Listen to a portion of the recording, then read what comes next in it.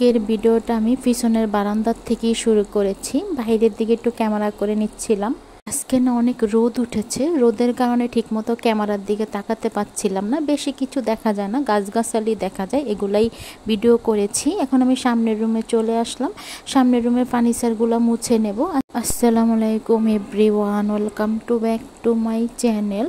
দূরে কাছে যে যেখান থেকে আমার ভিডিওটা দেখছেন, আশা করি আল্লাহর রহমতে সবাই ভালো আছেন, আমরাও ভালো আছি। নতুন একটা ভিডিও নিয়ে শুরু করলাম।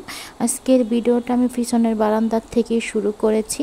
নাস্তা খাওয়ার সময় কোনো ক্যামেরা করিনি, অফ ক্যামেরায় নাস্তা করে নিয়েছিলাম। আজকে সকালে রুটি আলু ভাজি করেছিলাম, অফ ক্যামেরাই করেছি।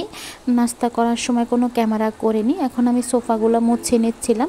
আর ফার্নিচারগুলোতে না বেশিরভাগই বালুর সাইতে ছিল, ছাদের চুনা, দেয়ালের চুনাগুলোই বেশি ছিল, তার জন্য একটু হালকা করে মুছে নিচ্ছিলাম। যতটুকু পারি অতটুকুই আমি কাজ করে নিচ্ছিলাম।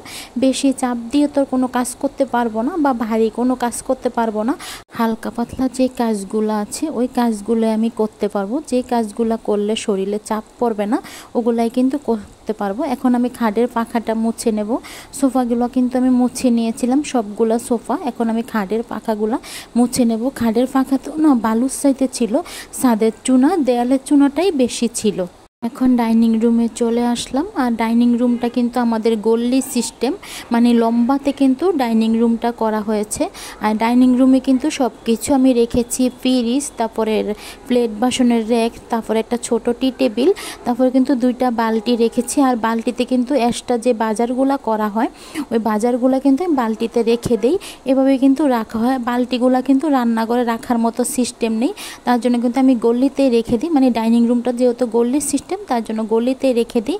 যেহেতু আমাদের অফ ক্যামেরা রান্না করা হয়, রান্না করার সময় আমি কোনো ক্যামেরা করতে পারি না, তার জন্য কিন্তু রান্না করার পরে আমি ক্যামেরা করে দেখিয়ে দিচ্ছি। আজকে আমাদের কি রান্না করা হয়েছে। আজকে আমাদের পোয়া মাছ টমেটো দিয়ে রান্না করা হয়েছে, সাথে আলুর ডাল রান্না করা হয়েছে, সাথে কিন্তু ভর্তা তৈরি করা হয়েছে।